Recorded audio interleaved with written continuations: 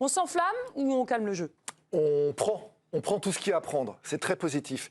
Bien sûr, on va s'enflammer parce que là, on vit 6 jours exceptionnels pour l'équipe de France. On retrouve cette équipe de France sur laquelle on a tant tapé ces dernières saisons, à juste titre, parce que les résultats n'étaient pas au rendez-vous, très décevants, parfois sur des compétitions où on pensait que ça allait briller. Et là, enfin, ça y est, on retrouve l'équipe de France qui avait brillé notamment à Barcelone en 2010 ou à Zurich en 2014. Je reste dans le cadre des championnats d'Europe. Et forcément, c'est très bon à prendre à moins de 50 jours des Jeux.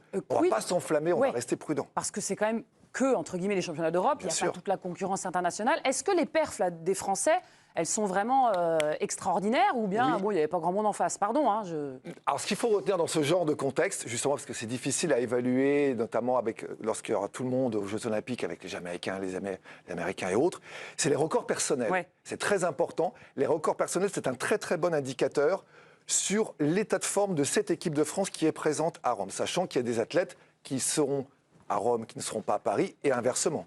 Donc, les cartes seront rebattues au moment des Jeux. Mais c'est les records personnels. Il y a plus de 10 records personnels qui ont été réalisés. Il y en a même 12. Il a compté. Voire même 13. Je ne sais pas, le 12, il date de quand? De ce matin? De ce matin. Il y a eu un 13e qui a été battu par Anaïs Bourgoin sur le 800 mètres. Voilà, enfin bon. Bon, à mettre à jour, peut-être 13. Oui, peut-être, mais bon. Donc ça, c'est un bon... un très, très bon indicateur. Un bon levier pour toi. Bien sûr, et puis les places de finalistes, bien sûr, et les médailles, on en a parlé. Est-ce que de votre côté, vous avez tendance à vous enflammer aussi ou alors tranquille, on a le temps? Braque. Non, jamais. On s'enflamme pas parce que s'enflammer, c'est justement la porte ouverte à tout de suite avoir d'énormes déceptions quand la vraie compétition arrive, malheureusement. Et après, on se dit, voilà, on pensait qu'on était trop chaud et finalement, on se rend compte que c'est peut-être un petit peu trop dur ou alors que la marche est trop haute. Moi, j'ai une question pour François-Xavier. Ça rejoint un petit peu celle de France, c'est de savoir à quel point ces médailles sont belles, en fait. Parce que non, pas ça. Il y a des disciplines qui sont peut-être un peu plus importantes que d'autres dans les JO. Et je voulais savoir justement sur les médailles qui ont été gagnées là, est-ce que c'est des médailles un petit peu premium finalement? Il y a des médailles qui ont une valeur incroyable. Alors, il y a des jeunes talents comme Rose Loga, on en parlait. Rose Loga, 21 ans, elle a été médaillée chez les juniors. Mais personne ne le sait, le grand public l'a découvert hier. Elle a été médaillée, exactement, elle a été médaillée d'argent au championnat d'Europe junior, au championnat du monde junior. C'était il y a quelques années, parce qu'elle a 21 ans. Et là, c'est sa première médaille chez les grandes. Elle profite du contexte européen pour avoir une médaille chez les seniors. Ça, c'est une médaille, la jeunesse qui arrive et qui brille et qui peut faire encore des merveilles aux Jeux Olympiques sur un contexte favorable. Et puis, il y a les médailles où là, on se dit, waouh, c'est très, très sérieux. Sirena Samba Mayela, championne d'Europe du 100 mètres haies, 12 secondes 31 centièmes, 10e meilleure performeuse de tous les temps. Eh oui, parce qu'elle était attendue. Avec un chrono comme ça, aux derniers Jeux Olympiques, elle est championne olympique. Ah, mais ça, c'est pour ça qu'on te fait venir, tu vois, pour des punchlines comme ça. Donc là, on a une future championne olympique en force. Attention. Non, mais je traduis. On a dit ne pas s'enflammer parce qu'il va falloir rééditer tout ça aux Jeux Olympiques. Et notamment, il faudra sortir la course de rêve le jour de la finale. Mais Georges, moi je m'enflamme parce qu'on se souvient qu'aux derniers mondiaux notamment, c'était la loose absolue. On appelait les hautes sphères de l'État. Qu'est-ce qui se passe? On ne sait pas faire d'athlétisme en France. Et là, on retrouve le sourire quand même. Oui, il y avait eu une médaille sur le 4x4 dernier féminin, jour. si je ne me trompe pas, à Budapest. Masculin, pardon. Bravo. Moi, ça m'enflamme parce que effectivement, je me souviens trop des interviews qu'on a eues, même encore récemment, parce que tu parles après les mondiaux. Je me souviens d'une interview de Claude Onesta, qui est le responsable du haut niveau à l'Agence nationale du sport français, qui, quand on l'interrogeait sur les performances potentielles de l'athlétisme tricolore au jeu, on avait l'impression qu'on s'était déjà fait à l'idée que ça allait être compliqué. Parce que c'est vrai que peut-être que derrière Kevin Mayer, finalement, on a l'impression qu'il manquait du monde. Alors il y a Sacha Zoya, il y a Renel Lamotte, il y a Renaud Lavillenie, c'est un peu plus difficile pour lui aujourd'hui. Mais voilà, je pense que le grand public là, a découvert des athlètes comme Sirena Samba Mayela. Donc quand on a des filles qui sont capables de faire comme ça une meilleure performance mondiale de l'année, en fait tout de suite... Enfin, moi, par exemple, ça me donne envie de suivre les épreuves d'athlétisme à Paris. Parce que jusqu'à maintenant, je me disais, en fait, on va voir les Américains, les Jamaïcains, les Kenyans, les Marocains. Là, ça ouvre tout de suite le prisme sur la discipline la plus emblématique des Jeux. C'est la parfaite publicité pour l'athlète français, dont l'athlète français avait besoin à moins de 50 jours des Jeux. Et les personnalités, en plus. Toi qui vibres pour tous les sports, est-ce que ces championnats d'Europe te galvanisent aussi? Alors, il me rassure. Après, de là à s'enflammer, non, parce que comme l'a dit Georges, quand on va ouvrir la compétition au monde entier, à savoir les Américains, les Jamaïcains, ou sur des courses plutôt de fond, notamment les Kenyans, les Éthiopiens, on sait que la concurrence sera rude, d'autant plus qu'on a brillé sur des disciplines, je crois que c'est le 800 avec Tual, si je ne dis pas de bêtises, oui. Le 3000 steeple. Donc voilà, ce sont des, ou même avec Finot notamment, ce sont des disciplines où les Français ont été bien en Europe. Maintenant, quand la concurrence va s'ouvrir au monde entier, ça sera quand même quelque chose de différent. Il y a quelques mois, on parlait du zéro pointé pour l'athlétisme, on était ultra inquiet. Aujourd'hui, c'est vrai qu'il y a des signes très positifs, très favorables. Donc maintenant, on va évidemment suivre les JO en espérant que les Français arrivent à décrocher des médailles. 9 médailles, et c'est pas fini, Juju. Oui, il y a encore des chances de médailles pour nos Bleus. On pense à Asdin Abs, notamment aux 1500 mètres. On peut penser à Thibaut Collet, au saut à la perche. On peut penser encore à Jimmy Gressier, aux 10 000 mètres. Louise Maraval, aux 400 mètres haies. Ou encore Mackenson Gletti sur le décathlon. Qui va prendre l'or, là, François-Xavier, tout simplement? Qui va prendre l'or sur les noms que... Oui, il y a le relais aussi. Il y a les relais. Les 4 relais sont qualifiés pour les finales. Ils sont qualifiés ce matin. Azedine Abs sur 1500. Alors, bien sûr, il y aura Ingebrigtsen. Il y aura Ingebrigtsen, bien sûr, le Norvégien. Ça va être la super bagarre entre les deux. Mais bon, Azedine a un très, très bon coup à jouer et il est maintenant très, très expérimenté sur les grands rendez-vous, donc ça peut le faire. Thibaut Collet, bon, il y a Mondo Duplantis, donc un peu plus compliqué. Jimmy Gressier, le lion, le guerrier, il peut aller chercher un podium. Louise Maraval, c'est ce soir, la finale du 400 haies ce soir. Alors certes, il y a Femke-Bol, la néerlandaise, qui est intouchable, mais derrière, Louise Maraval, il ne faut pas l'oublier. Moi, j'en étais témoin au meeting de Marseille il y a quelques semaines. Elle va pulvériser son chrono, son record au meeting de Marseille pour aller chercher les minima pour les Jeux.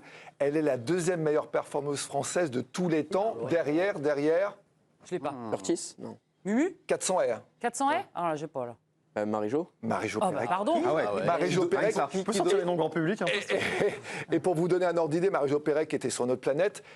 Louise Maraval, 2e française de tous les temps sur la distance, à plus d'1 seconde de Marie-Jo Pérec. Marie-Jo Pérec avait fait ses chronos sur 400 S sur à peine une saison, ou 2 saisons, puisqu'après, elle était revenue sur le 400. Donc on peut viser 2-3 médailles de plus et aller... Allègrement.